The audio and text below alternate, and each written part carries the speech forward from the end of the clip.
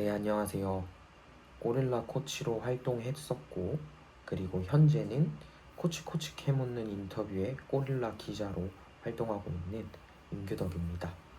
제가 오늘 영상을 켜게 된 이유는 NSCA CPT와 TSEF 관련 국제 자격에 대한 공부 방법, 그리고 취득 후기를 좀 영상으로 남기고자 이렇게 카메라를 켰습니다.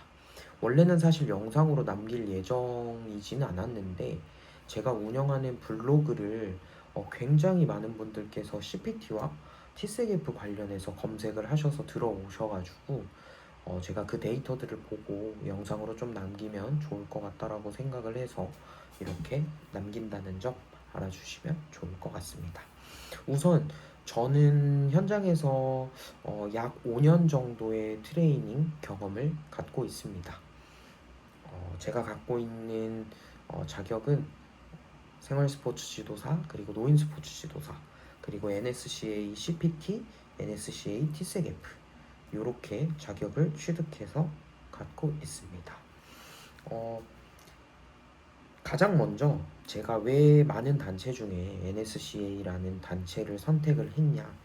제가 사실 트레이닝을 하면서 가장 많이 관심을 가졌던 그런 분야에 전문적으로 다루고 있는 단체이기도 했습니다.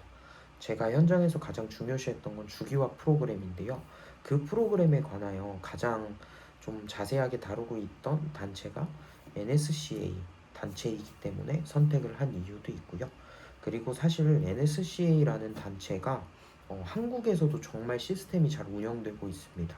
그래서 실제로 현장에 지도자분들을 위한 세미나라든지 교육 같은 것들도 잘 활성화가 돼 있어서 아무래도 제가 자주 접했던 그런 분야에 관련 단체에 대한 자격을 취득하는 게 저로서는 더 맞다라고 생각을 했었습니다.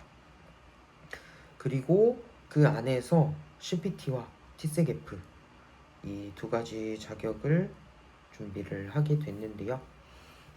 CPT 사실 전국에 계시는 운동을 지도하고 있다라고 하는 운동 지도자분들이라면 모두가 좀 공부를 하고 취득을 하시는 걸 추천을 드리는 자격 중에 하나입니다. 흔히 우리가 알고 있는 생활 스포츠 지도사, 그리고 노인 스포츠 지도사, 그리고 유소년 스포츠 지도사와 같은 국가 자격에서 다루고 있는 내용들을 보다 더 자세하게 하나로 통합해서 다루고 있는 게 사실 CPT의 내용이라고 저는 생각을 합니다. 실제로 제가 공부하면서도 그렇게 느꼈었고, 그래서 꼭 지도자 분들이라면 한번 공부를 해보시는 걸 추천을 드리겠습니다. 그 다음은 TSEF. 사실 좀 이름도 생소하고 실제로 제가 취득할 때 당시에도 4월이었는데 그때까지만 해도 저와 같은 날까지의 합격자 기준으로 취득자의 인원은 74명이었습니다. 한국에서 74명밖에 없는 그러한 자격이었고요. 사실 근데 이게 어려워서라기보단 좀 한국에서의 어떤 실용성이 좀 떨어지고, 그리고 아무래도 이렇게 좀 알려지지 않은 자격 중에 하나이기 때문에 또 좀 취득률이 저조하지 않나 이런 생각을 합니다. 제가 TSEF를 취득하게 된 건 저는 사실 특수임무 종사자 분들을 위한 트레이닝을 하고 있었습니다. 뭐 실제로 군부대 출강이라든지 회원분들 중에서도 뭐 교도관, 그리고 뭐 경찰관, 그리고 소방관, 군인 등과 같은 특수 분야에서의 임무를 수행하고 계시는 분들이 꽤 많았기 때문에 그분들에 대한 좀 전문적인 트레이닝을 하고 싶었습니다. 그래서 이 관련된 자격을 취득하려고 공부를 했었고요. 그 대상자를 위한 트레이닝에도 도움이 되지만 실제로 이 특수임무 종사자를 준비하고 있는 분들에게 어느 정도 접목할 수 있는 내용들도 꽤나 많았어서 뭐 공무원 이제 시험 학원이라든지 이런 데서 좀 이런 체력 관리 강사, 코치로 일하시는 분들은 좀 한번 공부를 해보시면 좋을 것 같다는 자격의 내용이었습니다. 저의 공부 방법은 사실 어렵진 않습니다.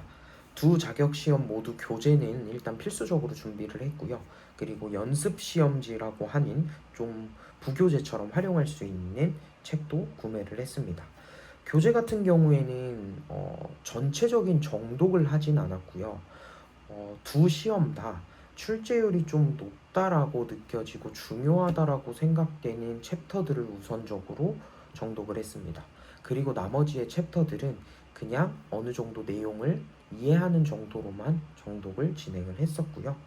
그리고 각 챕터별로 끝에 학습 문제 혹은 연습 문제로 좀 문제들이 나와 있습니다. 그 문제들도 굉장히 중요하다라고 생각을 하고 좀 중요하게 좀 공부를 했었는데요. 이 문제에 대한 풀이는 좀 저는 좀 다른 방법으로 진행을 했었습니다. 첫 번째 문제 풀이는 문제를 보고 해설지와 연관을 해서 이 답이 뭔지를 일단 확인을 했고요.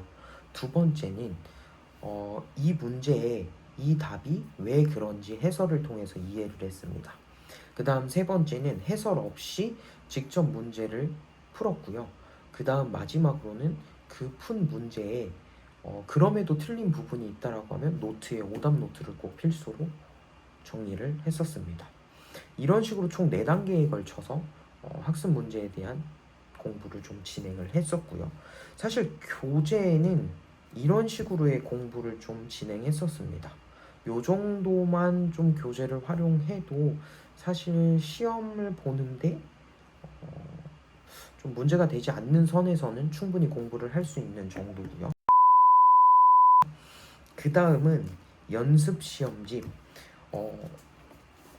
하나하나 나눠서 좀 설명을 드리면 CPT 같은 경우에는 연습 시험집이 3권입니다. 그래서 사실 이 3권 모두 구매를 해서 풀어보시는 걸 추천을 드리고요. TCF 같은 경우에는 1권인데 제가 지금 이사를 하면서 좀 분실을 해서 지금은 없어서 좀 못 보여드리는데 아무튼 이 연습 시험지에 대한 풀이도 아까 말씀드린 교재 학습 문제 풀이와 동일하게 진행을 했습니다. CPT 같은 경우에는 1권에서 3권까지 한 3번에서 5번 정도는 제가 계속 되풀이를 했었습니다. 그리고 TCF 관련해서도 저 같은 경우에 TCF 같은 경우에는 5번 넘게 되풀이를 했었습니다. 그리고 마지막으로 제가 가장 도움을 많이 받았고 좀 이 영상을 보시는 분들도 알고 있을 수는 있지만 꼭 필수적으로 활용을 하라고 말씀을 드리고 싶은 앱이 있습니다. 바로 포켓 프랩이라고 하는 이런 문제은행집 같은 좀 앱인데요. 이 안에 첫 문제를 좀 풀 수 있게끔 담겨져 있습니다.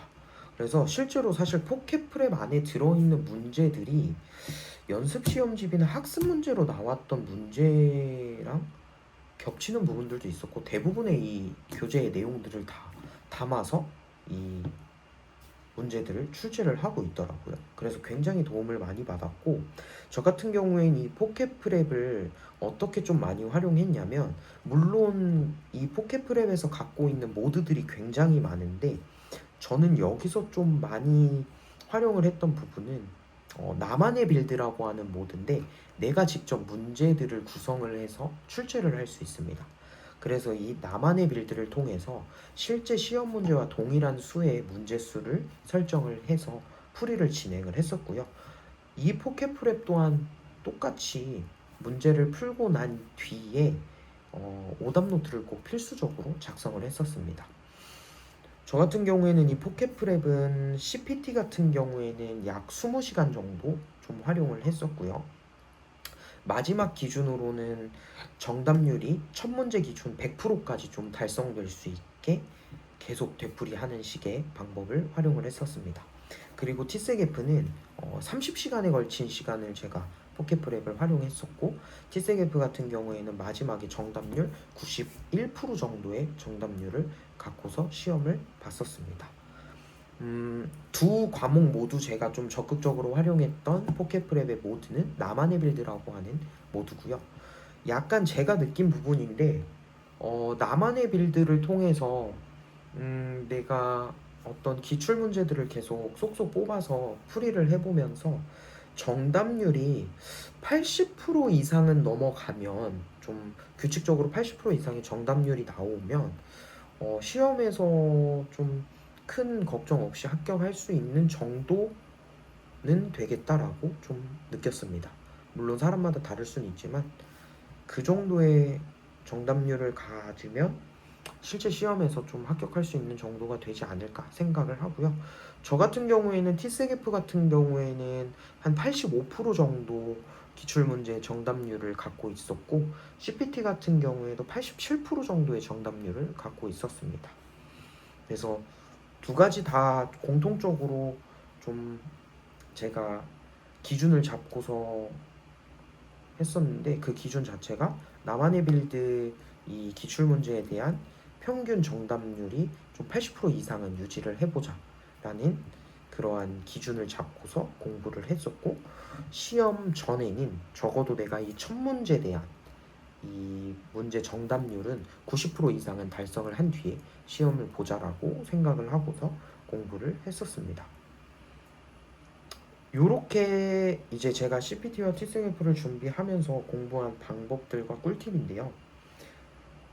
사실 이 영상을 보는 모든 분들이 저와 똑같을 것 같아요. 저도 처음에 이 시험들을 준비할 때, 와, 이게 내가 과연 할 수 있을까? 와, 난이도가 생각보다 좀 있네? 라고 생각을 하시겠지만, 못할 건 없다. 그리고 또 제가 CPT와 TCF 두 가지의 국제 자격 시험을 보고 나서 느낀 점은, 공부를 하면 쉽습니다. 근데 공부를 하지 않으면 어렵습니다. 그렇기 때문에 꼭 좀 공부는 필수적으로 내가 어느 정도 준비된 상태로 좀 진행을 한다라고 생각을 하면 좋을 것 같고요. 제가 시험을 준비할 때도 가장 많이 찾아봤던 거, 막 검색하면서 막 CPT 준비 기간, TCF 준비 기간, 이런 것들을 많이 검색해봤는데, 그거에 대한 정보는 너무 다양했습니다. 근데 그거를 제가 시험을 보고 느낀 게 있는데, 다양할 수밖에 없다라고 느낀 게, 내가 갖고 있는 지식과 어떤 이런 경험에 따라서 내가 걸리는 시간들이 좀 달라지는 것 같아요.